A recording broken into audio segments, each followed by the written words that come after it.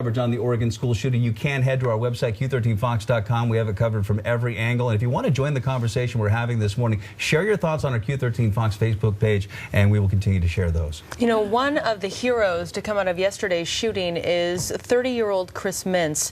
Chris is from North Carolina, but was actually a former Army soldier stationed at the Public Safety Center. You can see the flags here at half staff, and we expect the sheriff to give us an update on the investigation at this point.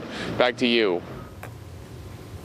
Well, as this often does following shootings like this, the conversation has now turned to gun control. And Brandy Cruz joining us this morning. Brandy, President Obama sounded very frustrated, really even angry as he discussed this yesterday. And it's hard to blame him. I mean, this is a president who has delivered 15 addresses to the nation following mass shootings in this country during his time in office. Once again, as he has many times before, he called on lawmakers to pass common sense gun legislation. Let's take a listen to what the president had to say. Our thoughts and prayers are not enough. It's not enough. It does not capture the heartache and grief and anger that we should feel. And it does nothing to prevent this carnage from being inflicted someplace else in America. It cannot be this easy for somebody who wants to inflict harm on other people to get his or her hands on a gun.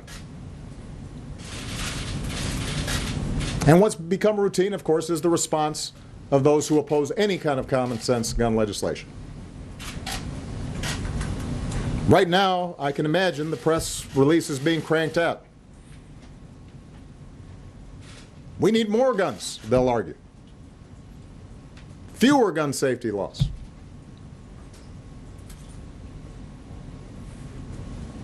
Does anybody really believe that?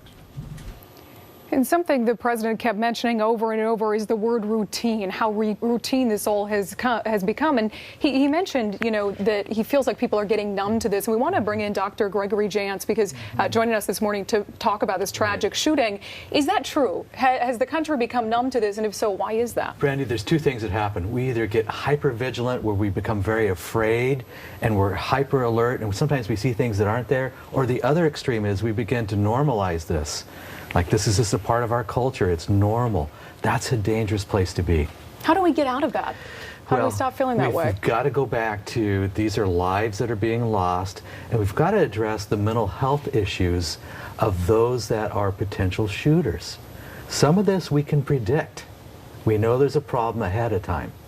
It's easy to see how we can fall into a pattern, because what the president said is, you know, every time one of these shootings happen, we cover it the same way in the news. Our reaction is the same to it. People call for gun control. There's a debate for a couple weeks, and then we kind of forget about it. And the same thing happens every time. So the fact that some people feel numb kind of isn't surprising. It's sad, but it's not surprising. And you talk about the cultural issue and the numbness that we kind of feel now after all of this. I mean, is there a way, to your point, to legislate mental illness and to prevent those people who may be an issue from getting guns? Yes, there's more that we can do. And we used the word numb this morning. We're talking about there's been so much trauma, I don't know what else to do with it. I don't have a place for this. It's too much. It's overwhelming. So I tend to set it aside. But we need to look at, okay, where is this coming from? And the mental health issues? Yes, we can help folks, but we've got to identify them first. Yeah, and that's really the issue. Dr. Greg Jantz, Brandy, thank you so much. And for more coverage of the Oregon school shooting, you can head to our website, Q13Fox.com. We have it covered from every angle there. And if you want to join the conversation that we are having this morning, you can share your thoughts on our Q13 Fox Facebook page. That does seem to be a lot of the sentiment being shared on front pages, being talked about on social media. Just a sort of interesting snapshot at the way front pages are presenting the story this morning. Back to you guys. Travis, thank you. Visible frustration, clearly, from so many sides of this. This is a conversation, though, that we really need to have, especially seeing what happened in Oregon.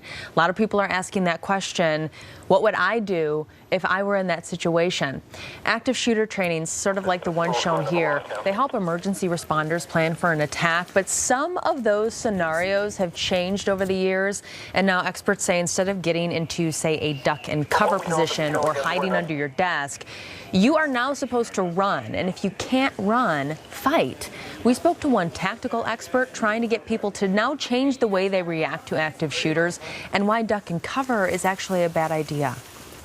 Duck and cover is the #1 common denominator for fatalities. For those people that use duck and cover near a shooter, we find them executed in their positions of duck and cover.